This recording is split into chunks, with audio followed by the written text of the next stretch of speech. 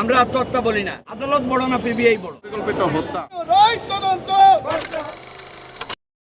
সালমান শাহ যেদিন মারা যায় হাসপাতালে আনার সাথে সাথে এখানে পুলিশ এসে বলছে সিগনেচার করেন, এখানে সিগনেচার করেন কী কারণে লাশ পোস্টমর্টমে নিতে হবে।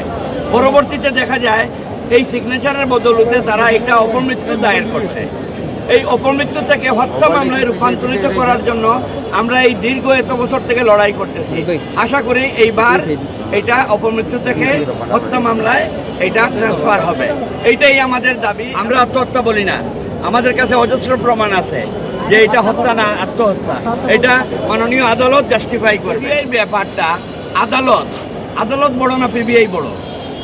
আদালত বড়। আদালত অর্ডার দিছে, আবার এটা ইনভেস্টিগেশন করে রিপোর্ট জমা দিয়েছে, কিন্তু সেই বনোজ কুমার, তথাকথিত বনোজ কুমার, সে এটা ইনকোয়ারি করে এটা জনসমক্ষে ফ্লাশ করে দিছে।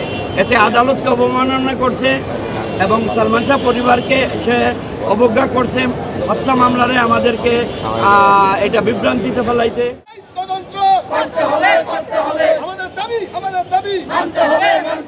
কোটি মানুষের দাবি হচ্ছে সালমান শাহ হত্যার বিচার সবাই চায়, সবাই জানতে চায়, আসলে সত্য জানতে চায়।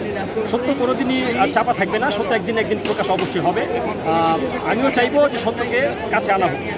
আর সালমান শাহ ভাই, আমার দীর্ঘ বিশ্বাস যে আর কি সে মারা যায়নি, তাকে মেরে ফেলা হয়েছে, সেটাই সত্য। হত্যা হোক আত্মহত্যা, যেটা এটা দায়ভার সম্পূর্ণ স্বামীরাকে নিতে হবে। এটা পরিকল্পিত হত্যা।